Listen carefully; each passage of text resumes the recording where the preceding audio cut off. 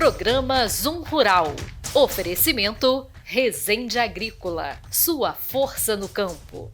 Depois da batata, é a hortaliça mais consumida no mundo. O Brasil ocupa a 9ª posição e a cultura se destaca não apenas pelo volume produzido, mas também pelas tecnologias disponíveis. Estou falando do tomate. O Zoom Rural foi até Salinas conhecer uma fascinante lavoura em cultivo protegido. Trouxemos também a doutora Poliana Hermenegildo, que irá falar sobre a murcha bacteriana. Fique com a gente, que o programa está repleto de informações.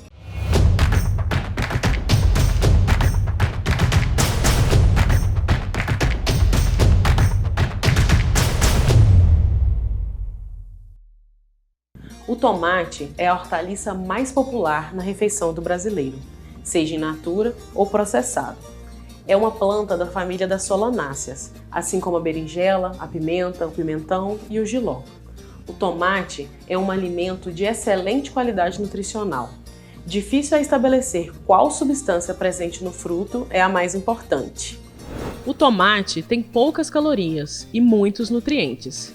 Rico em vitaminas A, B, C, K e minerais, como fósforo, potássio, cálcio, magnésio e ferro. Além disso, o tomate maduro é uma excelente fonte de licopeno, que é o carotenoide que dá a cor vermelha ao fruto, e atua como um poderoso antioxidante no organismo. Benéfico para a pele, o licopeno também está associado à menor incidência de alguns tipos de câncer, como próstata, pulmão e estômago, doenças cardiovasculares e outras doenças crônicas. Cada 100 gramas de tomate maduro pode oferecer de 3 a 7 miligramas de licopeno.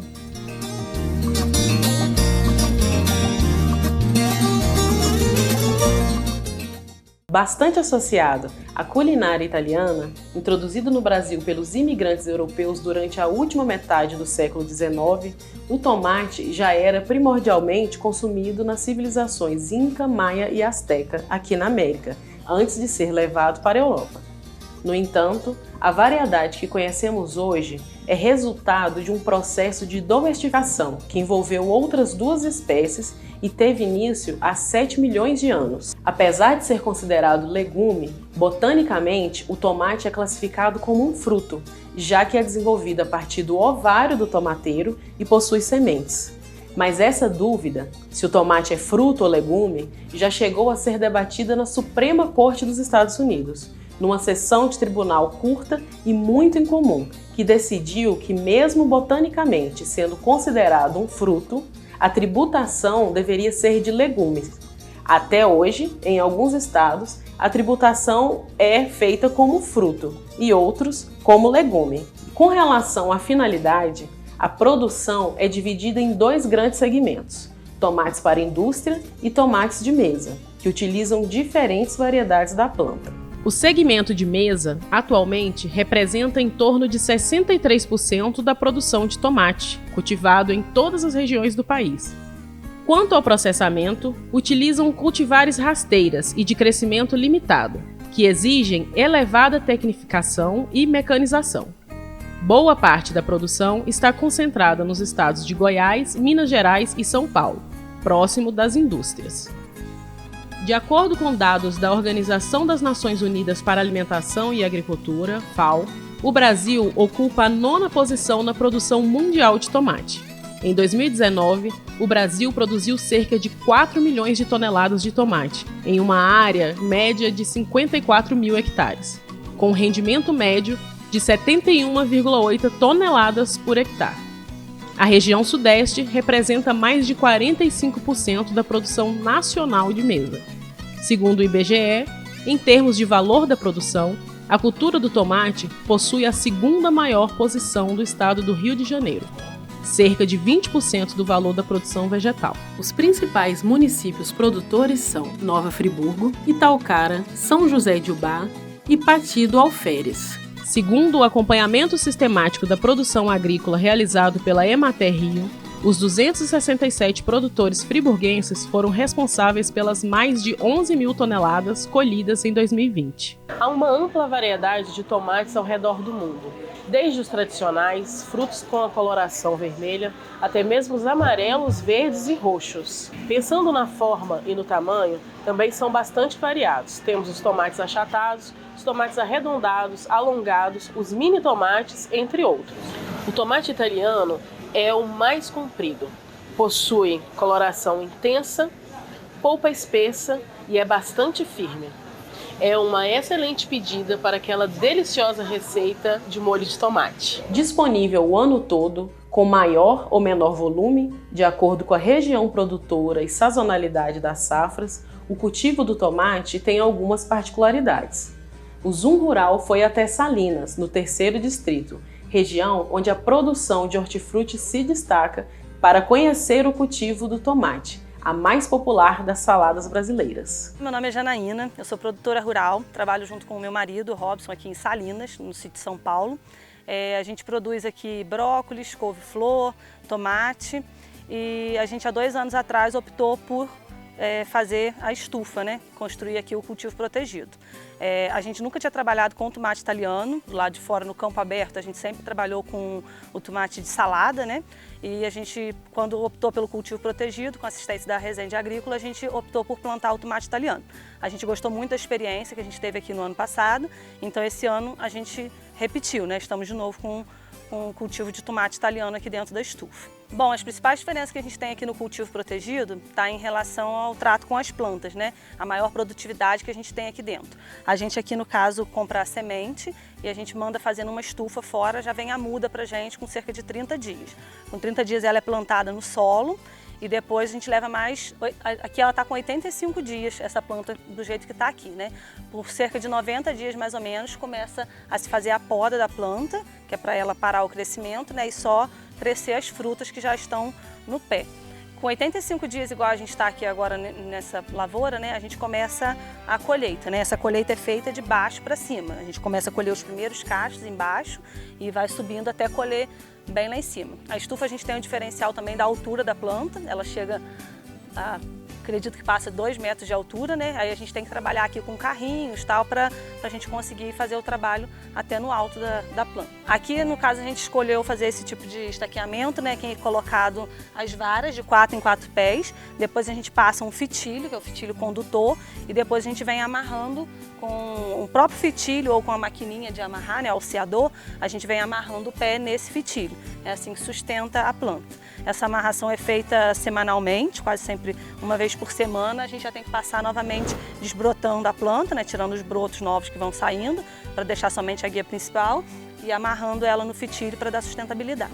No campo aberto a gente tem esse diferencial, que lá fora a gente colhe o tomate mais assim, né, caneado, e para enviar, né? Aqui dentro não, aqui a gente já pode deixar o tomate amadurecer bem e a colheita é feita mais no ponto do tomate maduro mesmo. Eles têm preferência pelo tomate mais maduro. O outro diferencial que tem também é que lá fora a gente colhe o tomate assim, né? Sem o cabinho, né?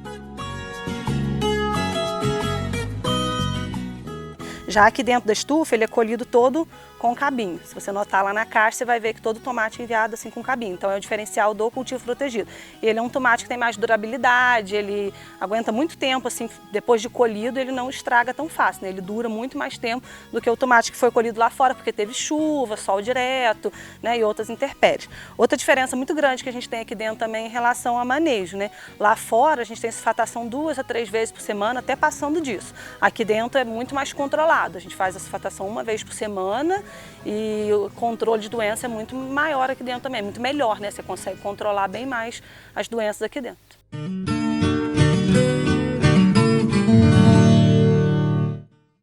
Cerca de 200 doenças e distúrbios fisiológicos já foram relatados nas plantações de tomates mundo afora. Mas a ocorrência de algumas doenças exige maior cuidado por parte do produtor, pois podem comprometer o desenvolvimento da planta em todos os seus estágios, afetando tanto a produtividade quanto a qualidade do tomate colhido. A murcha bacteriana é uma das principais doenças das solanáceas em países de clima tropical e subtropical. Olá, meu nome é Poliane Hermenegildo e eu vim falar um pouquinho para vocês sobre a murcha bacteriana do tomateiro. A murcha bacteriana do tomateiro é causada pela fitobactéria Ralstonia solanaceae. Ela pode ocorrer em qualquer período de vida do ciclo de vida do tomateiro, sendo mais severa, principalmente na época de frutificação da planta. O sintoma típico causado pela Haustornia solanacearum é uma murcha descendente, que seria aquela murcha de cima para baixo, né? Mas, como nós sabemos, o tomateiro ele é acometido por várias outras doenças, né? E vários outros patógenos são capazes de também causar esse sintoma de murcha. Mas então, como diferenciar? Quais são esses patógenos causadores da murcha no tomateiro? Como agentes causais de murcha no tomateiro, nós temos o ataque por nematóides, fungos como o verticílio e o fusário, e, como eu já disse anteriormente, a Haustornia solanacearum.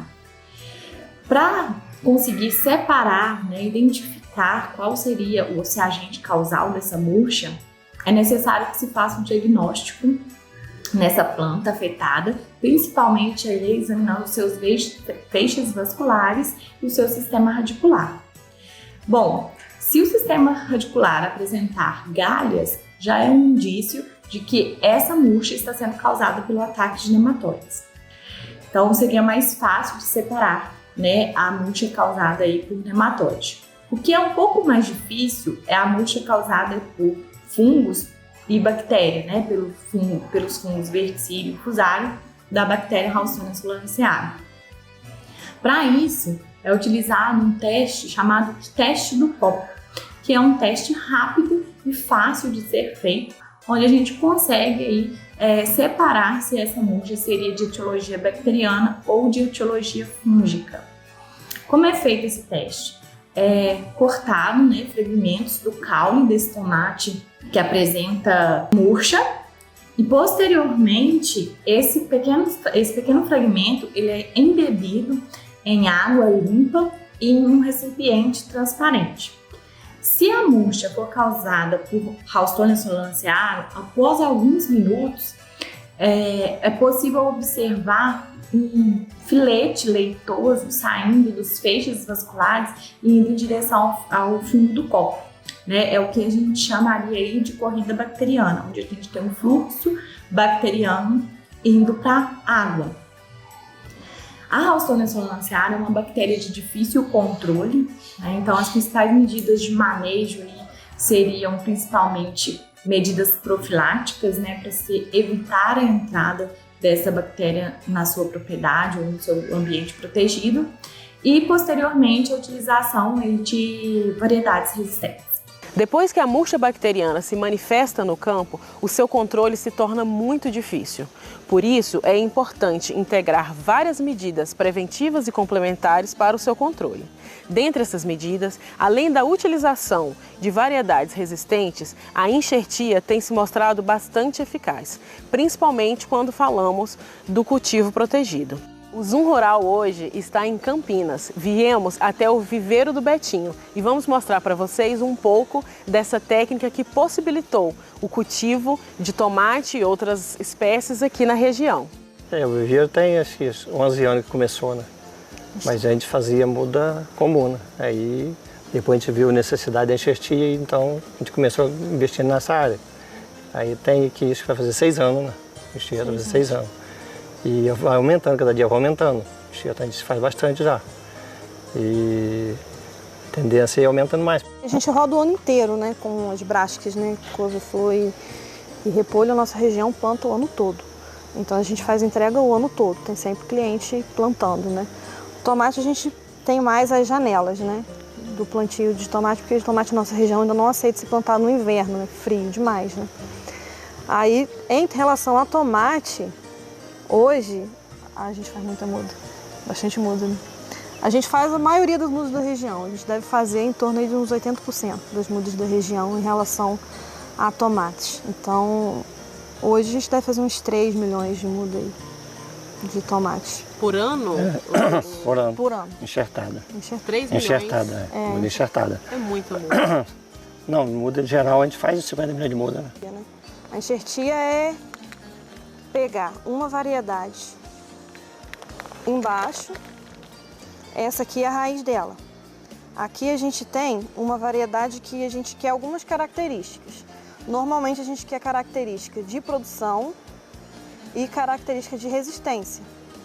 E em cima a gente quer outra característica, que é produtividade e qualidade do fruto. Então, quando a gente junta as duas, a gente tem uma planta que é resistente e com alto potencial de enraizamento para poder suprir a necessidade nutricional da de cima. E em cima a gente tem uma variedade que é produtiva e dá um fruto da maneira que a gente quer comercializar. Essa planta de baixo é uma planta rústica. Se você plantar ela normal, ela não tem padrão de fruto, ela não aguenta chuva, o fruto racha, o fruto trinca, o fruto é azedo, o fruto é pequeno, na mesma penca é pequeno, o outro é graúdo, não tem padrão para comercializar. Mas só que ele aguenta a doença do solo, ele aguenta o fusário, ele aguenta a Houstônia, ele aguenta isso tudo. Falando em cultivo protegido, por que isso é importante? Se o cara ainda não tem esses problemas, o ideal é que ele use para evitar ter esses problemas, que uma vez instaurado fusário na área, uma vez instaurado Houstônia, que é a murchadeira na área, não tem o que fazer para recuperar. Você tem medidas paliativas, que melhoram o condicionamento do solo. Só que se você usa uma variedade que já é resistente, a tendência é que esses fungos, essas bactérias não colonizem o solo dessa maneira. Então você protege o solo do seu cultivo protegido. Processo de fabricação, produção de mudas no geral, né? De produção, tanto o enxerto quanto as mudas normais. A gente faz primeiro o semeio, a gente tem uma área dedicada a isso, né? Faz o semeio delas ali nos copinhos. Depois a gente coloca numa sala de germinação, que é um lugar mais quente, específico para ajudar a semente a nascer. Depois a gente traz para um dos módulos do viveiro e faz o manejo dela ali até ela ganhar a idade para transplantio. Se falando numa muda de repolho, esse período é de 35 dias, entre o semeio e a entrega para o produtor muda pronta, né? Para o produtor levar para a roça. Alface é uns 25 dias, sal são uns 30. Aí os enxertos, pimentão demora um pouco mais. Por quê? Pimentão a gente tem o processo da enxertia no meio, né? Quando é enxertado, e o tomate também. Então no pimentão a gente calcula uns 60 dias, né? Isso. Para entregar uma muda de pimentão enxertada pronta, né? Até a entrega da semente aqui no viveiro, a gente fazer o semeio e tudo mais em 60 dias. E em relação ao tomate, uns 45 dias que a gente pede de prazo para conseguir entregar essa muda para o produtor. Então esses são os prazos que a gente trabalha na produção de mudas em cima. As mudas enxertadas, elas vêm, né, do barracão de semeio para cá, aí elas ficam aqui até a gente conseguir dar tamanho que a gente precisa, a estrutura de planta que a gente precisa para ela aguentar a enxertia. Aí a gente faz a enxertia num local separado, preparado para isso, que é o processo do corte. Esse daqui é o cavalo e esse daqui é o cavaleiro. A gente vem aqui, faz o corte, faz o encaixe do clipe aqui. Aí a gente vem na parte aérea, faz o corte da parte aérea e depois faz o encaixezinho dele aqui. O clipe, ele é de silicone, ele é bem molinho, conforme a planta vai crescendo, ela expulsa ele. 15 dias, aí mais ou menos, né? Porque pode ter alguma variação de clima e a média é 15 dias. Depois desse corte, ela está apta a plantio.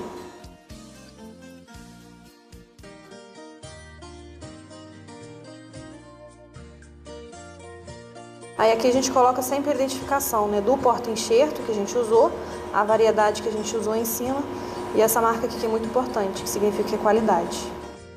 Depois disso a gente faz coloca ela num ambiente para ela poder ter o processo da cicatrização, né? Aí a gente fornece as condições necessárias para ela ter a cicatrização, a gente não usa nenhum tipo de produto ou aditivo para facilitar a cicatrização, ela é feita de forma natural pela própria planta, a própria planta que faz isso. A gente só fornece realmente as condições adequadas para ela. Aí, posteriormente, da muda já cicatrizada, já quase pronta, a gente traz ela de volta para esse módulo aqui do viveiro, que é onde ela vai ganhar rusticidade para conseguir aguentar as condições do clima, né? Quando a gente vai observar uma muda de porta-enxerto, a gente tem que observar a qualidade dela. E o que a gente verifica para ver que uma muda está bem feita, está bem enraizada, está bem cicatrizada, não vai te dar problema, né? Primeira coisa que a gente tem que olhar é o sistema radicular, tá vendo? Essas raízes brancas. Sim. Significa que é uma muda que estar com um bom pegamento de raiz. Então, quando ela vai para o solo, ela vai soltar essas raizinhas aqui, certo? E dessa maneira ela vai ter um bom pegamento lá na cova da pessoa, na leira, né, no que ela fizer. O segundo ponto que a gente tem que observar na muda de enxerto é isso daqui, ó, a cicatrização. O corte, ele não pode ter calo aqui. Tá vendo? Ele tem que estar um encaixado no outro de forma perfeita. Por quê? Se tiver calo, o nutriente de baixo, em vez de passar para cima, ele agarra aqui e esse calo tende a crescer. E olha só como o corte é transversal. Tá vendo? Isso aqui é para manter uma maior superfície de contato entre os tecidos da planta. Aí, como ela tem uma maior superfície de contato, ela consegue passar melhor os nutrientes e fazer melhor a cicatrização. Outro ponto muito importante, não pode ter raiz ao longo desse caule aqui. Porque a gente vê quando tem um problema de pegamento, a planta tenta sobreviver, ela começa a emitir raiz nesse ponto aqui, ó. Ela vai emitir alguns nódulozinhos de raiz. Elas não vão se desenvolver, porque não vai encontrar água, né? Mas ela começa a dar uns pontinhos de raiz. E isso daqui é um sinal de que o enxerto não teve uma cicatrização ideal, não teve uma boa cicatrização. Então o produtor pode estar levando uma muda com falta de qualidade para a roça dele, o que vai dar problema, né? Então, e a outra parte, né, muito importante, é a sanidade da folha, né? A sanidade da folha tem que estar perfeita, ela tem que estar sem bactéria, sem aquelas pintinhas de sapo, né, que é fungo, sem esse tipo de coisa. Essa daqui, ela vai para campo lá para o final da semana, tá vendo? Ó, se você ver aqui, ó, você já pode fazer um teste de esforço aqui que o ponto de enxerto está bem cicatrizado. Se ela tem problema de cicatrização, ela não faz isso aqui.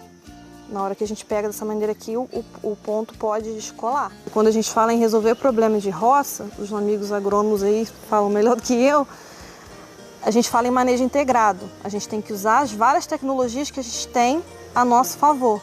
Então, assim, só o enxerto resolve? Não.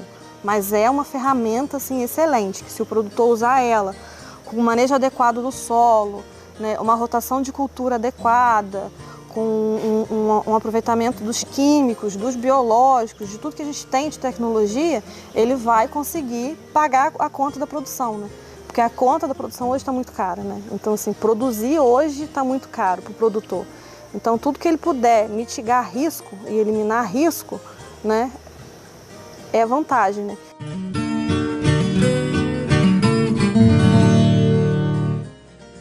Os preços obtidos pelos produtores nos últimos anos variam conforme a produção, havendo grande oscilação, geralmente ocasionada por condições climáticas.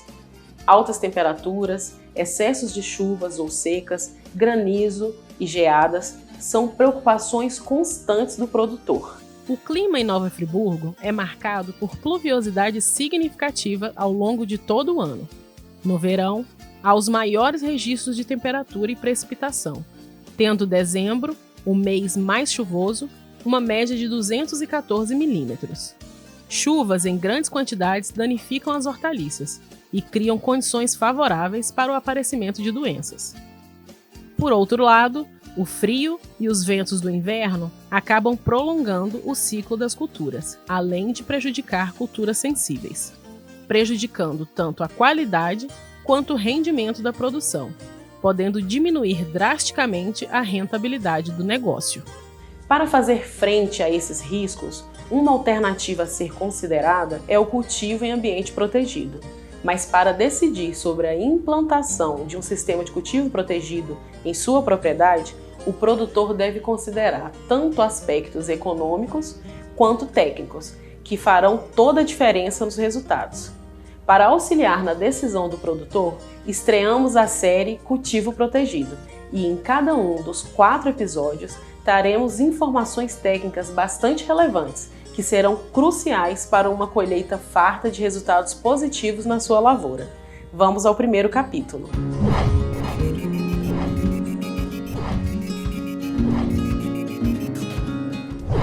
O Brasil possui mais de 30 mil hectares de cultivo protegido, nos quais são produzidas hortaliças, flores e viveiros de mudas. Quase metade dessa área, cerca de 11 mil hectares, está no estado de São Paulo. A produção de hortaliças em cultivo protegido no Brasil teve seu início na década de 1980, Cultivar em ambiente protegido é muito mais que oferecer cobertura às plantas. O primeiro aspecto a ser observado é a escolha da área e toda a estrutura a ser utilizada. A instalação é minuciosa. Me chamo Michael Schwenk, trabalho na Resende Agrícola e hoje estou aqui para falar um pouco para você sobre o cultivo protegido. E vou falar para você aqui a importância da boa escolha do material, da boa escolha do posicionamento do seu terreno, a questão do seu terreno, a inclinação é um ponto também importantíssimo. Hoje estamos aqui numa propriedade onde já estamos com o segundo ano de cultivo do tomate na estufa. Temos aqui um sistema de irrigação por gotejamento e automação com um painel controlador com as válvulas solenoides. Esse é um ponto muito importante para você que pretende fazer o cultivo protegido. A nutrição bem feita e a irrigação bem feita, elas andam juntas. Aqui nós temos uma estufa com 4 metros de pé direito. Isso é muito importante para você que está pensando em fazer agora um cultivo protegido, se atente nesse detalhe. Quanto mais alto, mais você vai ter ventilação, menos temperatura, tá? E com essa queda na temperatura, uma melhor produtividade, que aqui dentro cria um bolsão de ar. Quanto mais baixo, mais próximo essa alta temperatura dos ponteiros e aí faz o abortamento das flores. Isso é um ponto muito importante. A boa escolha do material, como eu disse no início, tá em um material com resistência, uma empresa que te entregue uma estufa completa. Aqui a do Robson, ela tem os travamentos internos, que isso é muito importante em área que tem vento. Temos aqui a parte das bailarinas que a Resende vai estar proporcionando para você, eu que faço esse projeto. Isso é muito interessante. No tomate, em dias muito quentes, a gente pode fazer uma pequena irrigação, né, com esses microaspersores. No pimentão é fundamental, principalmente para a temperatura, ajuda a dar uma umidificada na folha. Na parte de oídio, ajuda no controle. E isso é muito bacana e são pontos muito interessantes que você tem que se atentar quando você vai para um cultivo protegido. Bem, aqui na estufa nós contamos também com essa tela LuxNet, que é uma tela que ela ajuda na quebra de temperatura. A gente não usa ela com frequência todos os dias, mas em dias quentes nós fazemos a utilização dela para quebrar a temperatura. Ela chega a diminuir aí até uns 8 a 10 graus dentro da estufa. Isso aí ajuda muito até no manuseio para quem está trabalhando aqui dentro e também para ajudar no desenvolvimento da planta. Aqui dentro a gente conta com o mulch, que são esses plásticos colocados nos pés da planta, vai te ajudar na parte de controle de umidade, que você vai manter a umidade, não vai deixar a água evaporar, e você vai manter também o controle de ervas daninhas, porque aqui é solo. Então nós plantamos no solo, só vai ter questão de mato somente na rua. Você não vai ter que manusear nenhum tipo de ferramenta próximo ao pé, você não vai ter que aplicar nenhum tipo de herbicida. Isso aí já te facilita muito na mão de obra e na economia. Então é um ponto também muito importante utilizar o mulch dentro da estufa. Isso aí vai facilitar bem a sua vida. Na estufa também a gente tem diversos tipos de tela que podemos estar utilizando para fazer a proteção lateral. Essas telas, elas têm diversos diâmetros. Existe a anti-afídio, que é bem fechada. Ela vai impedir a entrada de praticamente todo tipo de inseto. Porém, ela também retém um pouco a ventilação. Devemos se atentar a isso. Se for um bloco muito grande e você tiver a anti-afídio, vai ter uma temperatura maior. Nós aqui utilizamos a tela de 1 milímetro. Aqui ao redor nós usamos a Clarence, que é uma tela de 1 milímetro muito boa. Ela permite a ventilação, também contém bem os insetos e não atrapalha, não deixa alterar tanto a temperatura aqui dentro. É um ponto muito importante a se observar, que contribui na temperatura dentro da estufa. A estufa, nós utilizamos o plástico de 150 micras, por ser um plástico mais resistente, aguentar os fortes ventos, e usamos o plástico transparente, porque isso principalmente para o cultivo de pimentão e tomate. Quanto mais luminosidade para esse tipo de planta, melhor. Então a gente não usa nem o leitoso, nem o azul, que são plásticos utilizados em outro tipo de cultura. O morango, que não tem problema com esse sombreamento, tá? E essa diminuição na luz.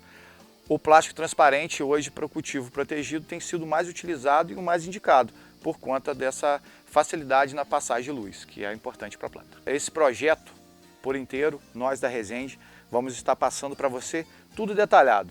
Se você tem intenção de fazer, você pode estar entrando em contato e a gente vai estar passando para você tudo nos mínimos detalhes.